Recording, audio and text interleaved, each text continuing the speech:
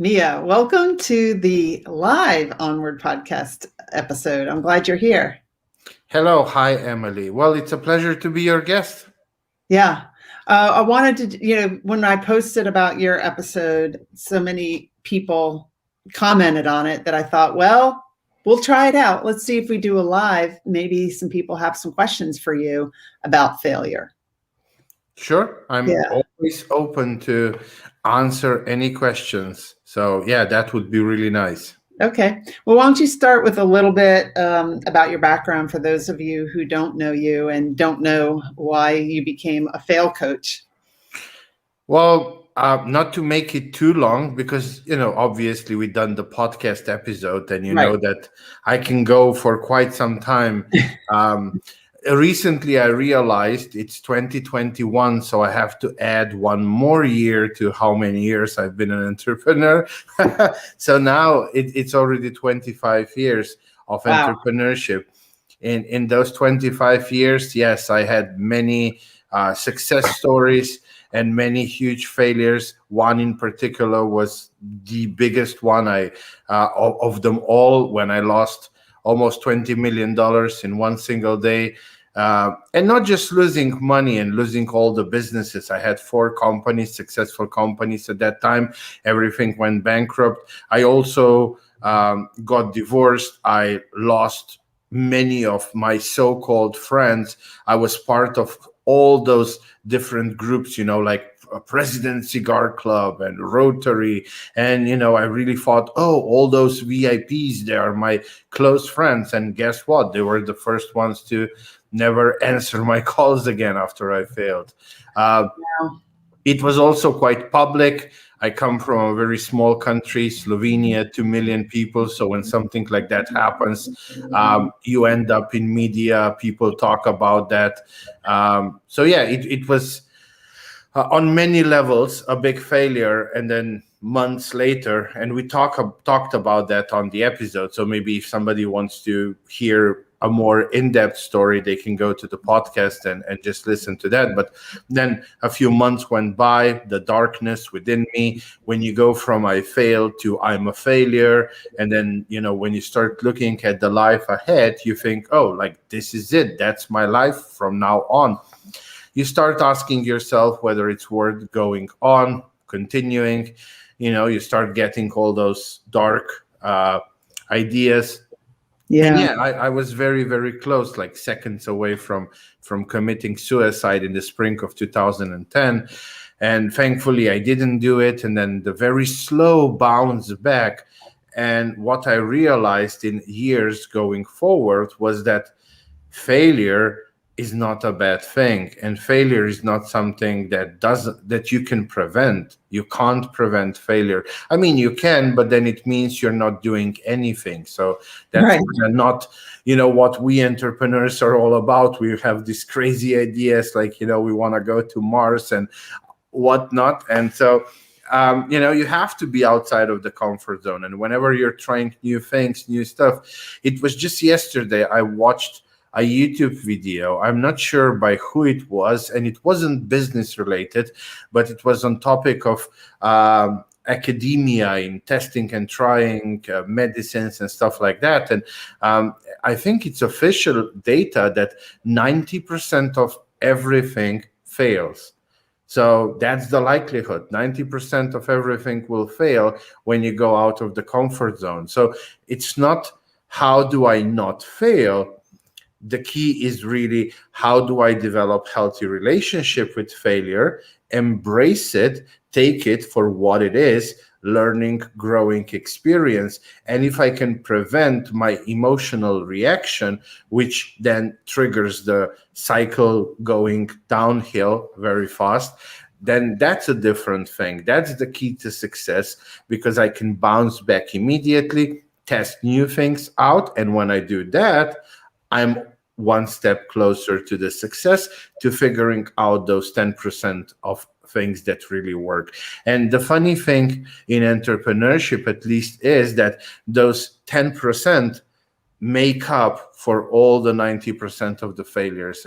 And when those align, those 10%, it's beyond anything that you've experienced failing to get there. And so yeah, and then I started being very vocal about that. I started talking, sharing my story and talking about failure and this different approach to how we see failure, because failure and fear of failure is then very tightly connected with mental health in entrepreneurship. There's a whole lot of things, depression, anxiety, and so on, that come from that. So it's not a small thing. It's a very, very big thing that leads to other major things. And the more I was speaking about it, people just started addressing me like, you're the fail guy, and then because I started doing the coaching and mentoring and so on, it was kind of like natural to say, well, you know what, everybody's talking about success, but often they're not talking about how to really the journey to success looks like, and it's full of little failures, big failures along the journey. And so I said, you know what, F it, I'm going to be the fail coach. Well, a lot of times we see the success and we think, wow, but we don't really realize everything that happened to lead to that success. Well, there's a lot of books about successful people out there, and those books only have 300-400 pages. Even if we just take a part of my fail story, we could probably write 2 or 3 books. So when they write those biography books at the end of somebody's life, they try to cram up all the 20, 30, 40, 50 years of ups and downs into one small book. And so, of course, they brush off the failures and they just pinpoint the successes. And then, yes, then people get the wrong view. If they would make those books much longer, maybe something like Harry Potter, 8 long books with hundreds of pages, then we would see a more full picture.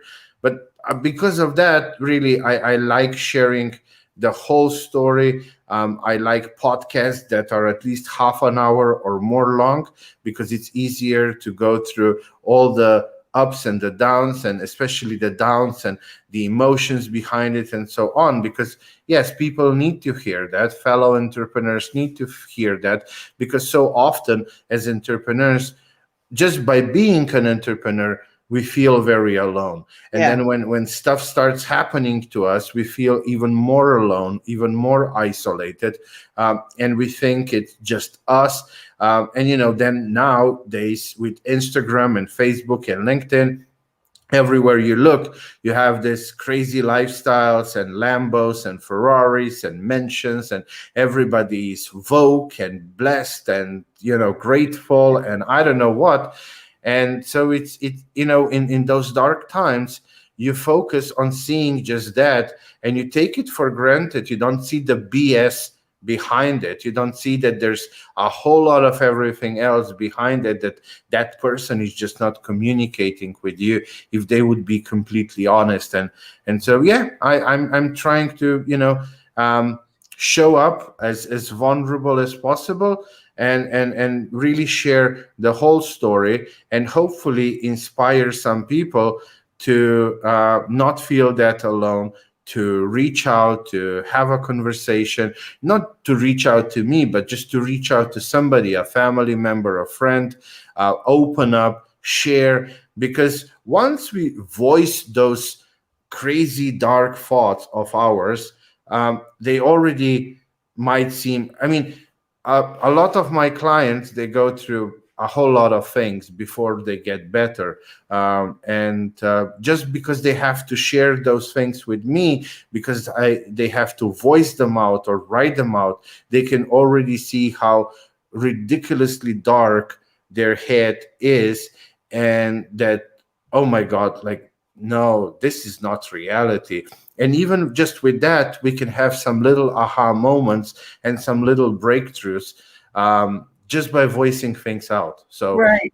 Well, you were standing on the rooftop of a building getting ready to jump when you had your aha moment. What was your discovery? And hold on, you see somebody wiggling around. I know you're a dog rescue person. Pearl's always in my lap. He's getting restless. Yeah. So Uh, she keeps I, me from jumping. I've got to take care of her.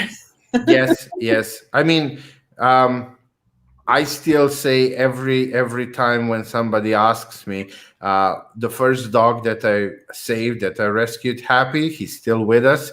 He's now almost a grandpa at 8 years old. He will soon be 9 years old. But I still firmly believe that it's only because of him that I'm still alive today. Uh, but it wasn't rooftop, it was balcony. I was living in Okay. an apartment building, fifth floor. So that fifth floor is important because when you are on the 20th floor, you know that if you jump, that's it. But fifth floor, things can happen. You can get some bones broken, but maybe you end up on a wheelchair and you do survive. And for me, that wasn't an option because what was driving me towards committing suicide was the nuclear reactor in my head, all the thoughts, everything going over the past, not seeing the future, being afraid of the future, overthinking the future, and so on. And my head was racing 24/7, and all I wanted was really just some peace and quiet. I just wanted to be somewhere, uh, get away, even for a week, just have a vacation where I wouldn't be woken up by phone calls from people I was owing money to. And, those weren't like nice conversations. It wasn't like, oh, I'm going to sue you. They were threatening me with life and this and that. And not just me, but my mom and so on. And I wasn't able to turn the damn thing off. And so for me, the idea of suicide was to escape what was in my head, because you jump, you die, and then I envisioned this absolute silence, and I would be able to have a little bit of a rest. And back then I didn't know that the silence doesn't come from the outside; it actually comes from the inside. So after I decided not to jump, um, I started first working deeply on my own personal development, because again, everything starts and ends with you. So if you want your business to be at a different level, you have to be at a different level. If you want to go from 6 figures to 7 figures, you first internally have to become a 7-figure entrepreneur. You need to act like one, think like one, do things like one. And it's a different game at 6 figures, at 7, at 8, at 9. It's a different thing when you have 20 employees, when you have 50, when you have 500. It's just a different way of how you do things. With 15 people, you're all friends, you're all one big family. When you have 500 people, well, you need, a better structure in place. You need leaders, you need workers, you need better systems and processes and checks and balances and so on. So it's not that it's a completely different story. It's just at a higher level and more things are involved. But the growth always happens within you, not outside of you. And so I first had to start working on myself. And as I was becoming stronger internally, and as I was discovering mindfulness and meditation and emotional intelligence and balancing myself and knowing how to ground myself, how to visit the logical side as well, and so on, well, all of those things changed. And I was more resilient. Nothing changed on the outside. I still got the calls, but they didn't influence me. And then I did make a shift, and I called everybody and I said, you know what, enough with the calls. That's not helping anybody. I mean, I own this insane amount of money, almost $5 million back then. And I'm not gonna repay that with, if I just get a job and work there for 3 months. I don't own $5,000. It's 5 million. So I need to create something big. A job will not save anybody. And to do that, I need to have peace and quiet. I need to tap into my creativity. Now, if you can help open some doors, cool, let's talk. But if not, just leave me alone. I'll call you once a month, give you an update, and that's it. The rest of the month, I need my clear head. And amazingly, they all understood. Nobody really opened many doors. Some did a little bit, but at least they were not calling me every day, and that helped tremendously. And as I was building myself up little by little, well, better and better things came along. And then fast forward a few years to 2014, I created a startup. I got investors in. It was really a fast scaling startup. We went from zero to multiple 8 figures in revenue in the first year, multiple 9 next year. Then I stepped down as the CEO, and I was taking over the conversations with a competitor, a huge Fortune 100 company competitor, who wanted to take us over because of some proprietary stuff that we had. Because of that, I can't talk too much about the details because it was a takeover. But I was able to make it, have a clean exit, repay my past debts, and so on. So, but yeah, everything started internally first. That's awesome. So I know some people are watching. If you're watching and you have any questions for me, feel free to post them in the comments. I'll see them and he can answer them. So now you help coach it. You coach business owners in this area. You're the fail coach. Yeah, so what does that coaching consist of? Well, it depends at what stage they are. So if they are new entrepreneurs, then I help them really from start to lay down a strong foundation. So, I'm not one of those coaches that most of coaches out there, they will just teach you about marketing and sales.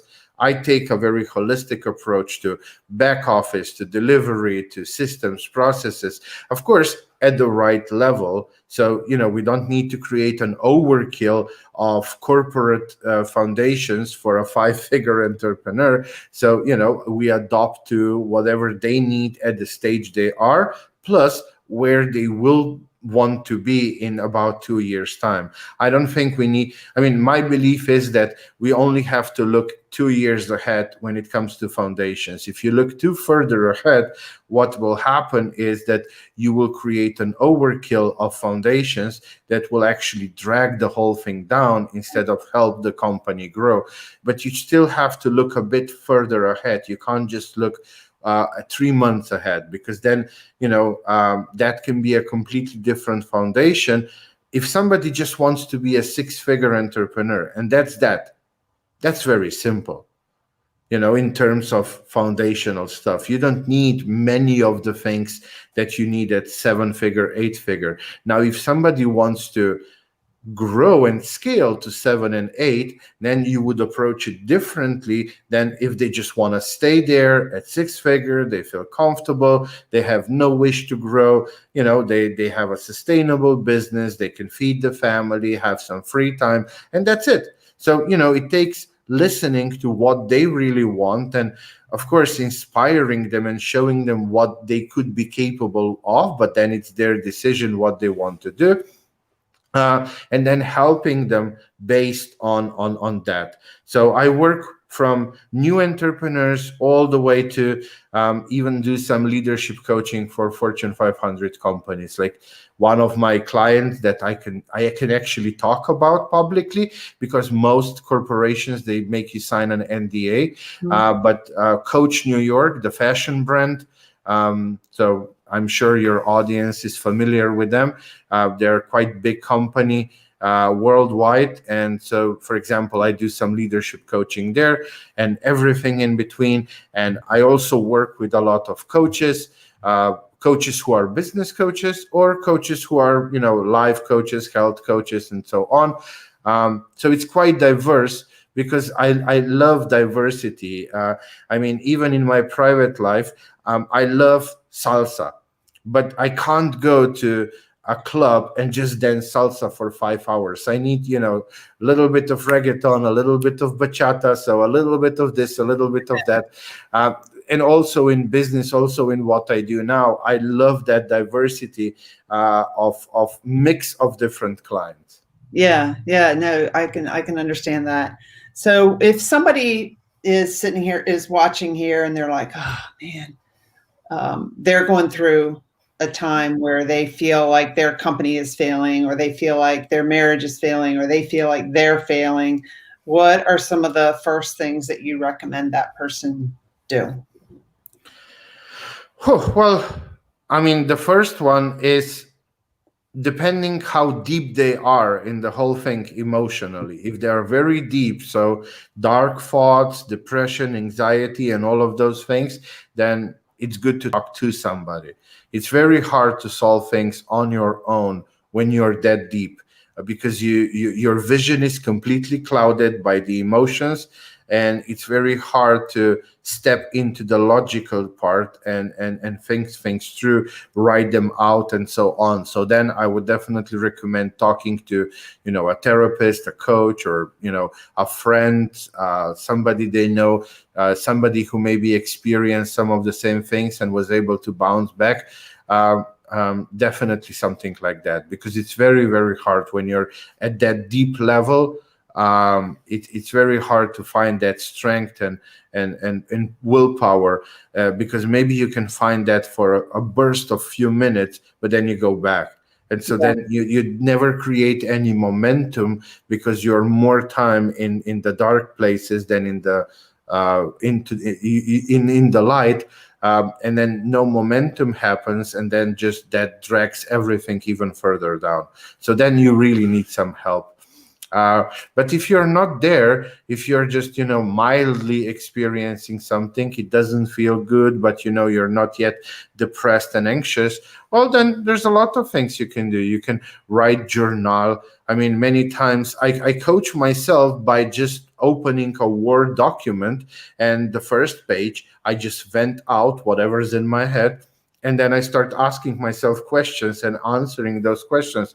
It's almost like a dialogue with myself, where I pretend to be the coach Miha and the client Miha.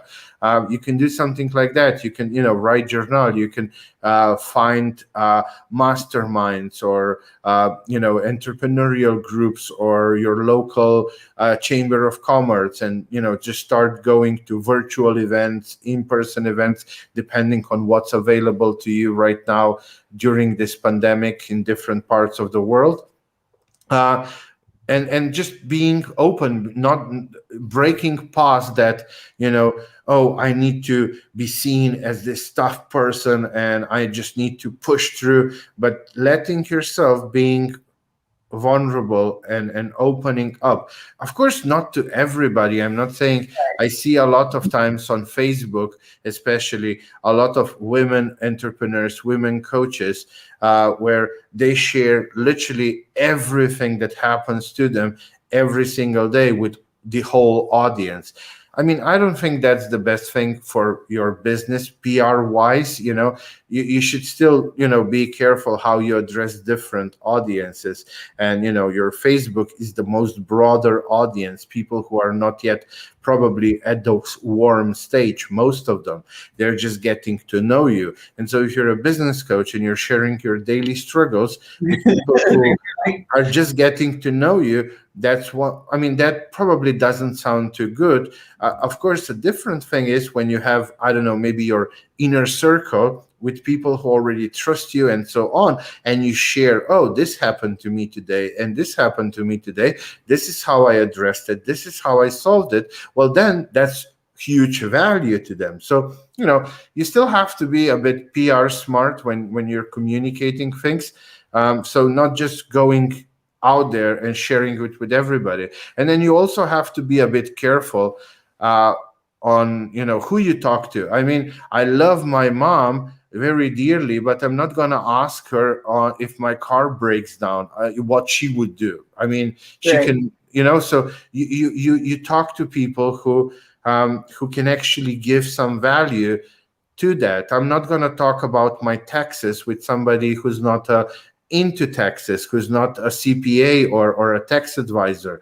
I'm not going to talk about marketing, or I will exchange ideas with people who are not marketeers just to get their perspective. But when I hear an advice from a marketeer, a respectful one and so on, I will value that feedback way more than when I hear the feedback from some other people. Not that I will not value it, but I'll be a bit more reserved when I will listen to that. Yeah. Rob Wong says, thanks for sharing your personal struggles. It's helpful to many small businesses who feel isolated as entrepreneurs, and that creeps into personal. Thank you for sharing. Terrific. Yeah. Thanks, Rob. Thank you, Rob. Yeah. I know no matter what you're going through, when you talk to somebody else who's been through it, it makes you feel a little better. Like, I don't know, when I was raising my kids, talking to other single parents makes you feel not alone. When my kid's dad just died about a year ago, talking to other people who've been through it makes you feel not alone. So it's good to reach out to other people that have been through it, because they can help you through it. And sometimes it just takes like time. Like, it wasn't until this morning that I realized, wow, it's not, I don't think of my kid's dad every day in a sad way like I used to. But it's taken about a year. So sometimes you can't like speed up that dealing with failure. You've got to go through the painful parts of it. Yes, sometimes you have to do that. And sometimes, most times, you just have to embrace how you feel, instead of trying to run away from it, or put it under the rug or anything like that, or power through. A lot of the times, you just have to embrace and recognize, and it actually makes it easier to then move past and move forward without avoiding, but with acceptance. Yeah. Michael says, I relate to so much of this, and I'm very grateful to hear that others have such similar challenges, especially that nuclear reactor in the skull. Yeah, we all have that inner critic, the judge, the, whatever that talks to us all the time. One of the things I've been learning lately, I'm in a program that's helping me with this. Well, first off, I started meditating, and I know, Miha, you mentioned that too, about, practicing mindfulness. And I always, when I worked for the Navy for 38 years, I'm I'm a recovering hyperachiever. Always felt like I don't have time to meditate. I am busy. I've got a long list of things to do. And it wasn't until I retired and I realized even in retirement, I'm hyper busy. And the only person creating the busyness is me. And I'm creating the busyness so that I don't have to face my feelings. And so my coach wanted me to meditate for 40 days straight. And every time I'd meet with her, she'd like, what day are you on? 1. Well, she'd say, why? I'm like, well, you don't even understand. I got to get up and get to my to-do list. But it wasn't until I did 40 days that I really learned what mindfulness can do for me. And now I'm practicing it even during the day, not just starting out the morning mindful, but just like taking 2-minute breaks, rubbing my fingers together and just focusing on that, like focusing my brain, commanding my brain to stop worrying about the past, thinking about the future, judging me, just focus on this. And you can retrain your brain, and that helps too. So I don't know if you have any comments on that. No, I mean, I often talk about this story of firemen, so how you have firemen, they are in the firehouse where they train and practice and whatnot. And then when there's fire, they go to the fire ground. But we entrepreneurs or humans, we find ourselves most of the time spending on the fire ground, doing the to-dos, sorting things, chasing fires, putting them down. We very rarely take some time for the firehouse. And it's there where the growth and everything happens. That's where the magic happens, I mean, or a different point of view, you're from military. It's not the soldier in the first row that wins the battle. It's the general at the top of the hill who can actually calmly see what's happening, where the enemies are coming from, and strategizing and so on. And we need a lot more firehouse. That's one of the big things that I do with my clients. I actually call it Firehouse for Freedom training. And we have checklists, we have daily things. And yes, meditation, mindfulness, a reflection, lessons learned, a morning routine, evening routine, and a whole bunch of other things is essential part of that. And the more time you actually take for the firehouse, even though it sounds contrary to what our mind is saying, oh, shit's happening. I have to go out there. I have to solve it. But then, those fires will just keep popping up, popping up, popping up. That's not how you solve anything. I mean, I often say, so do you want to do what's easy? Because the easiest thing is just to act on autopilot, go out there and do it. Or do you want freedom? You Yeah. can't have both. So you have to make a conscious decision, and you have to become more mindful. You need to become the driver of your life, the CEO of your life, the CEO of your business. And you need to spend more time in the firehouse than on the fire ground. And the bigger your company, I say when your company has at least 25, 30 employees, you should not be doing anything on the fire ground. That's why you have employees. In the early stages, of course, when, if you're bootstrapping, if you're alone, or maybe with a few VAs, of course, you have to do a whole lot of the things on the fire ground, but there still needs to be balance. It must not be just fire ground, fire ground, fire ground. It needs to be balanced thing. Firehouse plus fire ground. I agree, because you can just spend your whole day, oh, it feels good. I'm checking all these things off my to-do list, and you're working in the company, a little bit, but you're not getting the big picture stuff done. You're just putting out the fires day to day. And that's a good way of avoiding doing the hard work, the planning, the strategizing. You just, at the end of the day, it's like, okay, I put out all these fires, but I'm not doing anything to propel my company forward. Yeah. I mean, because you have to, as a CEO, you have to look ahead. You have to be proactive, not reactive. Yeah. Whenever you do things reactively, it usually comes back and bites you in the ass. I mean, if you're not thinking today about who I will need, what roles will I need 6 months from now? Maybe I'll need a copywriter. Maybe I'll need, I don't know, a delivery guy, or maybe I'll need, I don't know, something. If you're not looking ahead, you can't do, let's figure out who would be the ideal person for that role. Let's start networking a little bit. Let's get some leads coming in. Let's take some time to do a little bit of dating with those few people. Let's check it out. Let's see who would really be the best fit for our company culture, for the team, and so on. And if you don't do that, if you're reactive, then it's like, oh shit, I need somebody yesterday. And then you just take the first person that comes along. And usually then we just look at the skills, hard skills.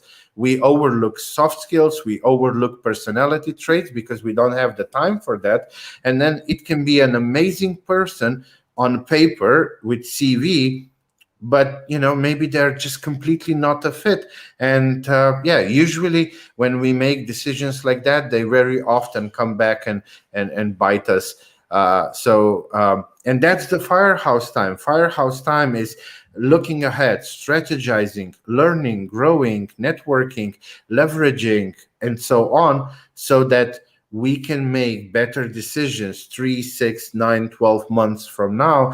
We can be better prepared. We can learn the stuff that we need. We can grow in different directions, find the right people to surround us, and so on. So I think that's why it's important to also understand yourself and what you tend to focus on and the kind of personality you have. For example, I'm a hyperachiever and I'm also a pleaser.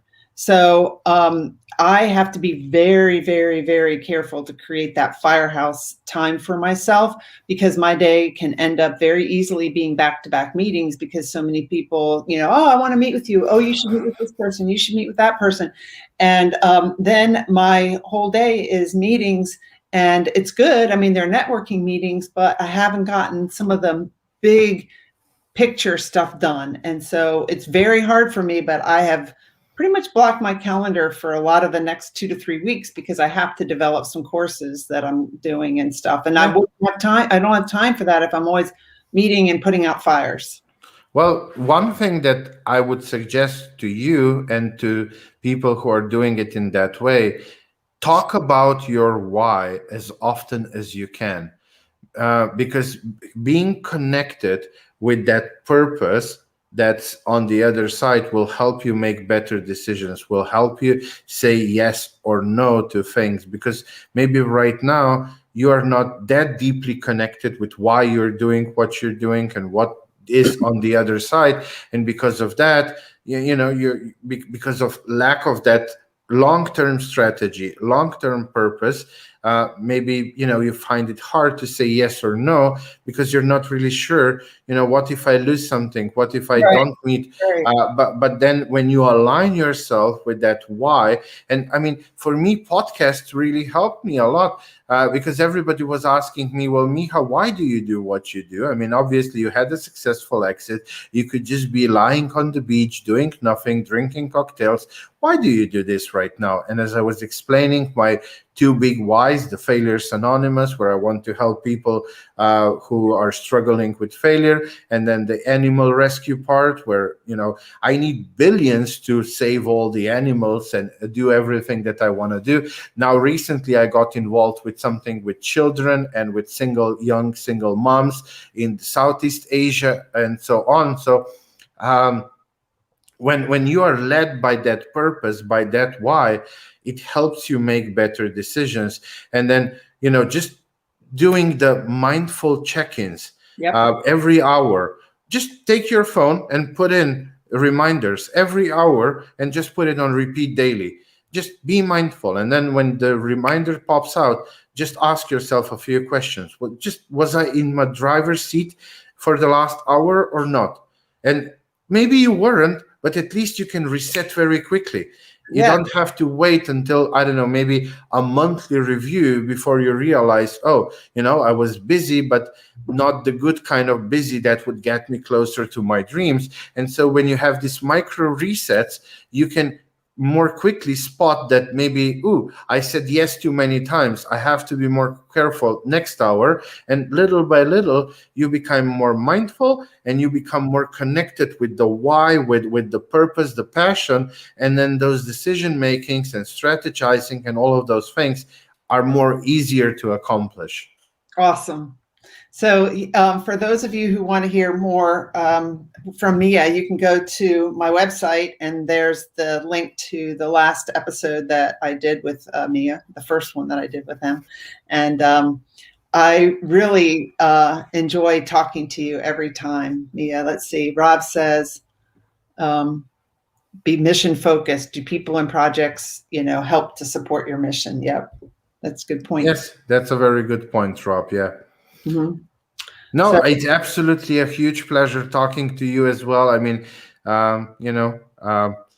we never have a problem with, silence or something like that. We can just chat for hours, I feel. I know. You with your experiences in the past, me with mine, and where we are and what we want to do and accomplish. We are quite aligned. So, yeah, it's always a big pleasure to talk to you. And if we, us chatting can provide your audience with some value, well, then mission accomplished. Yep, definitely. And I hope to meet you in person one day.